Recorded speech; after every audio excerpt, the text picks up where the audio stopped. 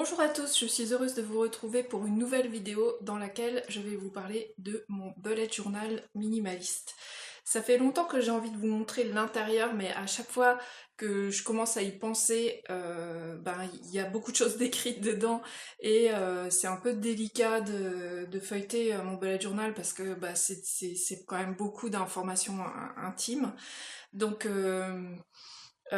et là, en fait, je viens d'installer le mois de juillet, de préparer mes pages pour le mois de juillet, donc j'ai encore pas rempli, donc je vais pouvoir vous le montrer. Alors avant de commencer, avant de le feuilleter, je vais vous montrer ce que ça donne quand c'est terminé, puisque je colle l'étiquette à la fin, quand j'ai fini, parce que je ne sais jamais quand est-ce que je vais le finir. Je fais pas un carnet par année, je le commence quand le précédent est terminé. Donc ça c'est le volume 9, c'est le numéro 9. Ça veut dire que il y en a 8 avant. J'ai commencé en fait, ils sont tous là, je sais pas si je peux vous les montrer tous ensemble. C'est assez lourd en fait. Là, j'ai pas assez de recul, mais voilà, ça donne ça. Tous mes bullet journaux que j'ai commencé donc en 2015, il me semble. Non, 2016, pardon. En fait, j'avais commencé à réfléchir à ce que je voulais faire au bullet journal en 2015. J'avais fait des essais dans plusieurs supports et puis finalement je me suis décidée pour le carnet qui était, soyons honnêtes, le plus populaire à l'époque, à savoir le Leuchtturm 1917. Et moi, il me va bien et depuis, j'ai pas changé. Donc voilà, donc quand je finis, je colle les deux étiquettes là pour avoir les dates. Et puis je le range avec tous ses petits frères sur une étagère. Ça commence à faire beaucoup. Euh, J'espère que... Je sais pas trop en fait, parce que ça contient quand même pas mal d'informations précieuses, donc je sais pas si je les garde, si je les garde pas. Pour l'instant, je les garde. Je pense qu'il y a un jour où les informations seront obsolètes, ou ne me serviront plus et je pourrai m'en débarrasser, mais pour l'instant, c'est quelque chose que j'aime beaucoup, mes bullet journaux, donc j'ai pas trop envie de m'en débarrasser. Question matérielle, pardon. Mon bullet journal est... Alors, vous avez vu que j'utilise que des carnets noirs, donc je prends pointillé, je sais pas si vous pouvez voir. Euh, donc c'est le Leuchtturm A5. Le papier me va, j'ai toujours des petits découpages qui traînent un peu partout. Le papier me va. En général, un carnet me fait un peu plus d'un an, donc au niveau du budget, ça va aussi. C'est pas les carnets ce sont pas les carnets les plus chers. Je prends la couverture rigide, c'est ce qui me plaît. Donc voilà. Et à l'intérieur, je... tout est noir et blanc. Donc j'ai finalement assez peu de matériel pour mon bullet journal. J'utilise ces feutres. Alors j'utilise pour écrire soit ce stabilo à pointe fine. Je pense que là vous voyez. Donc c'est la 0.4. Voilà. Soit mon stylo plume, hein, qui est un Waterman de supermarché.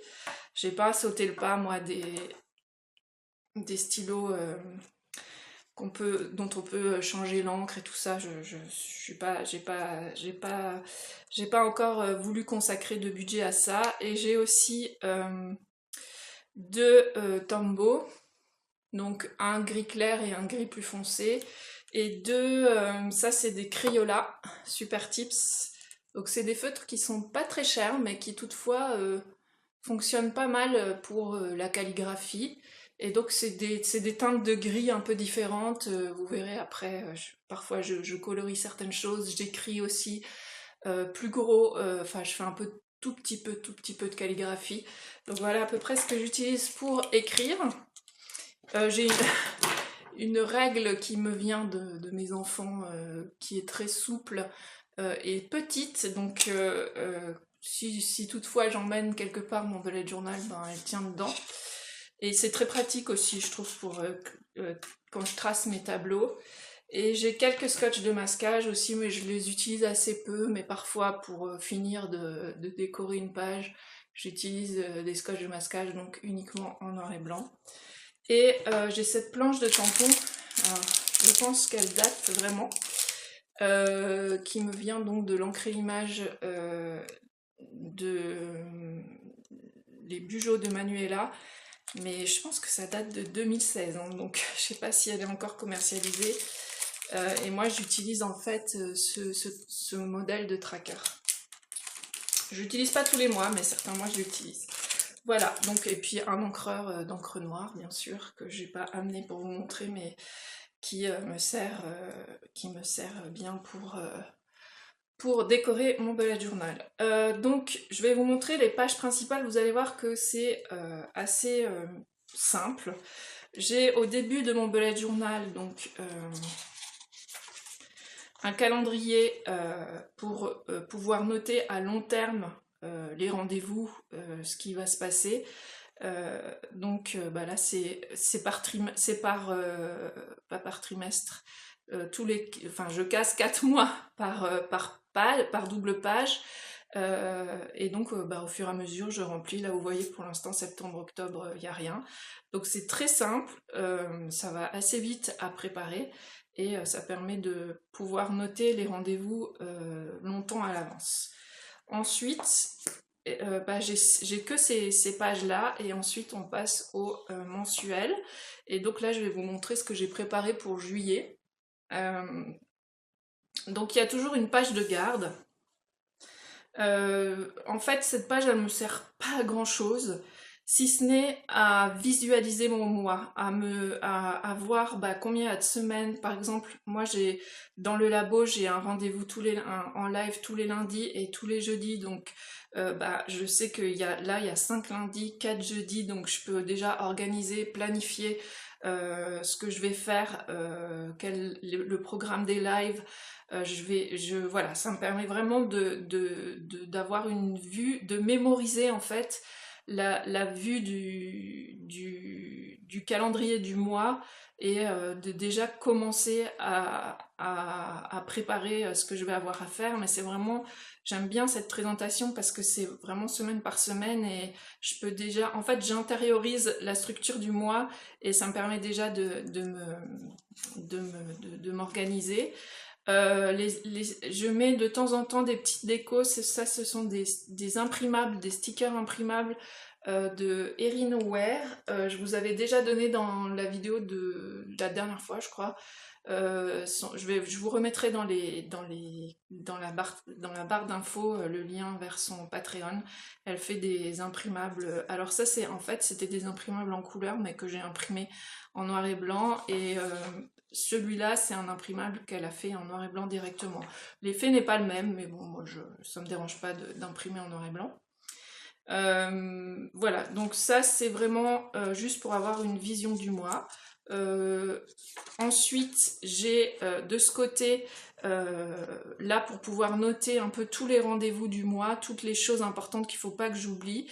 Donc j'ai fait 2 colonnes pour avoir tout sur la même page, donc tout ce qui est perso, les anniversaires, quand j'aurai mes petits-enfants, là il y a un départ en vacances, et puis là c'est les rendez-vous par rapport à créer, etc. Donc alors je note pas tous les rendez-vous, mais les choses qui sortent de l'ordinaire, ou que par exemple le Zoom on en fait que 1 ou 2 par mois, pardon. Donc c'est pas toujours à la même date, du coup là c'est important que je le note sinon je risque d'oublier. Ça peut être quand j'ai rendez-vous avec mes copines du mastermind, donc tout ce qui est plutôt professionnel. Parfois il y a des choses aussi des départs d'atelier, des choses comme ça que je note pour avoir une vision plus claire de ce que je dois faire. Et de ce côté-là, c'est un petit peu plus les projets perso. Donc là, j'ai un tracker pour mon carnet quotidien. J'aime bien venir noter quand j'ai fait mes pages. C'est pas indispensable, mais j'aime bien le faire. Là, carnet de lecture, en fait, au fur et à mesure du mois, j'écris les livres que j'ai lus. Et en fait, c'est juste pour venir cocher quand j'ai écrit le résumé dans mon carnet de lecture.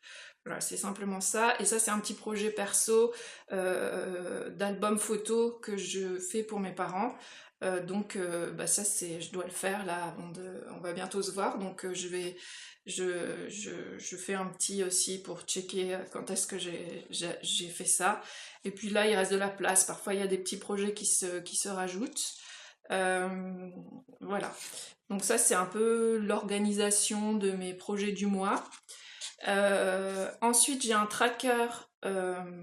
Alors, cette mise en page, je l'ai complètement copiée sur un atelier. Je crois que ça s'appelle le Bullet Journal illustré, qui est sur Domestika. Celle qui l'a créé, elle s'appelle Journal by Annie, je crois, sur Instagram. Enfin voilà, c'est un petit atelier que j'avais suivi il y a 2 ans parce que j'avais envie de changer un peu dans mon bullet journal, de changer des choses. Et j'aimais beaucoup cette mise en page minimaliste. Ça va très vite à créer la page. Et comme ça, pour se créer un tracker, et j'ai 2 parties, puisque ça c'est des trucs plutôt perso, la lecture, tout ça, est-ce que j'ai créé, enfin est-ce que j'ai fait un projet créatif aujourd'hui, ça peut être vraiment tout, broderie, tricot, dans mes journaux, etc. La lecture, si je lis le matin, le soir, si je viens écrire dans mon carnet de lecture. Et aujourd'hui, c'est aussi des petits exercices d'écriture quotidiens qu'on fait dans le labo. Et ensuite, bah, c'est des choses par rapport au boulot en fait. Donc c'est ce que je dois faire chaque jour pour rien oublier, ma petite routine en fait de début de journée de travail avec Ri, etc.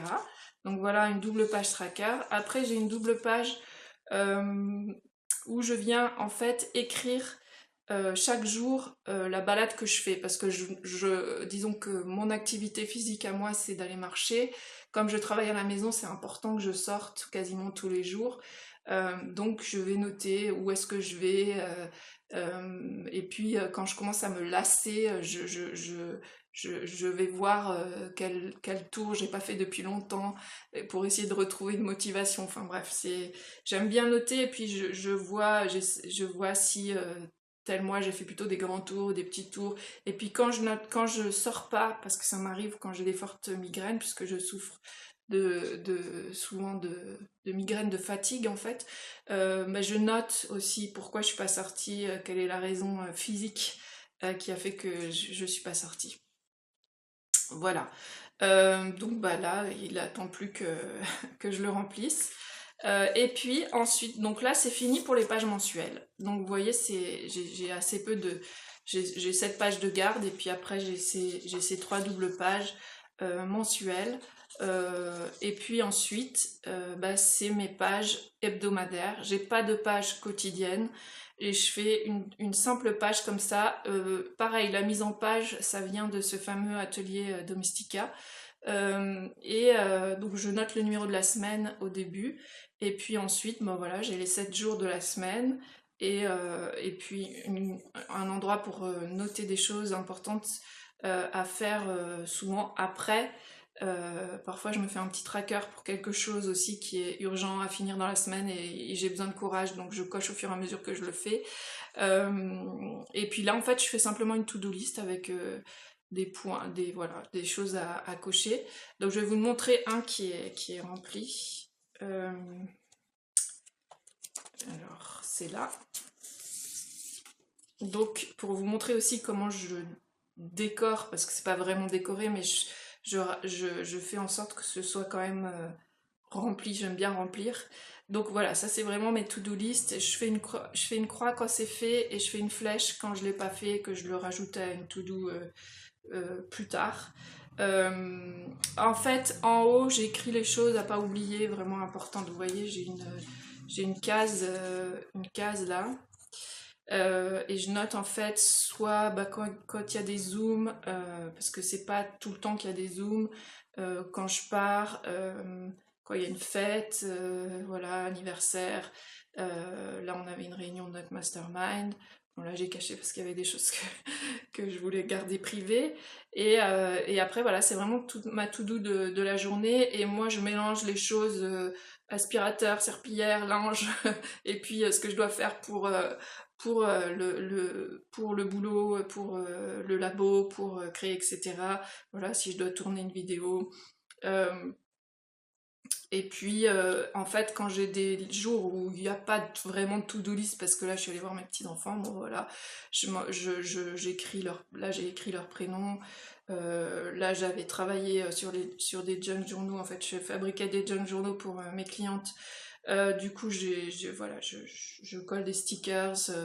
Ceux-là viennent de, ceux-là viennent de 4 collages. Je vous mettrai aussi le lien de sa chaîne YouTube dans la barre d'infos. Voilà. Et puis, bah, vous voyez, là, parfois, ça m'arrive de rajouter une petite bande de scotch de masquage. Celui-là, je voulais pas, je voulais pas pris, mais voilà. Voilà une page finie, en fait. Voilà. Moi, je pense que je vous ai à peu près tout dit sur mon bullet journal minimaliste. Je l'aime beaucoup, j'aime toujours, c'est toujours un outil vraiment utile pour moi. Il y a un côté quand même aussi ludique où je prends un peu de temps pour le décorer, voilà, je m'amuse avec des stickers, de temps en temps je vais rechercher des nouveaux stickers sur des comptes Patreon ou des choses comme ça. Et du coup, voilà, j'aide un petit peu les créatrices. Parfois, je dessine moi-même aussi, mais je suis pas une grande dessinatrice. Et puis, c'est pas vraiment un lieu de création. Mon bullet journal, c'est vraiment pour moi un lieu de garder mémoire des choses et de pas oublier les choses. Et en même temps, un lieu où je me fais plaisir, un endroit où je me fais plaisir en essayant quand même de faire les choses joliment, proprement, enfin sans être dans la perfection, parce que il y a toujours un moment où vous voyez là, j'ai une petite rature, mais c'est pas grave, c'est pas l'important pour moi. Et parfois il y a des tâches aussi. Là j'ai vu que j'avais fait un peu des tâches, j'avais un peu bavé. Mais bon, c'est pas grave, c'est pas ce qui est important pour moi. Aussi, je sais que certaines n'aiment pas trop le papier Leuchtturm parce que vous voyez que il y a quand même pas mal d'ombre. Ça traverse pas en fait, mais on voit quand même pas mal à travers le papier. Moi, je suis habituée, ça me dérange pas, mais c'est quelque chose à savoir quand même par rapport au papier des carnets Leuchtturm. Voilà. Bah écoutez, je vous souhaite, j'espère que cette vidéo vous aura donné des idées pour peut-être organiser votre bullet journal un peu différemment de ce que vous faites. Moi, vous voyez que c'est vraiment très simple. Il y a assez peu de choses finalement, mais c'est ce qui me convient en ce moment. J'ai pas besoin de noter plus de choses. De temps en temps, il y a une page qui se rajoute, mais c'est assez rare. J'ai pas envie d'y passer beaucoup de temps et en même temps, ce moment-là où je prépare ces quelques pages mensuelles et puis donc en début de mois et puis le moment où tous les dimanches je prépare la nouvelle semaine, bah, c'est un moment que j'aime bien, c'est très rapidement fait, hein, vous voyez, il y a très peu de choses à préparer et en même temps, bah, ça y est, on commence la nouvelle semaine, j'écris des choses importantes, là j'ai encore rien écrit mais j'écris des choses importantes, ça me projette déjà dans la semaine à venir. Voilà, je vous souhaite vraiment des bons moments dans votre bullet journal, qu'ils soient minimalistes ou pas. Et alors je ne sais pas encore si je vais tout de suite prendre mes vacances ou si je ferai encore une vidéo dans 2 semaines ou la semaine prochaine. J'ai des idées de vidéos, on verra selon la météo, s'il fait très chaud ou pas, selon mon énergie. Mais bah, je vous souhaite déjà un bel été et puis bah, peut-être à très vite ou sinon rendez-vous au mois d'août. Salut!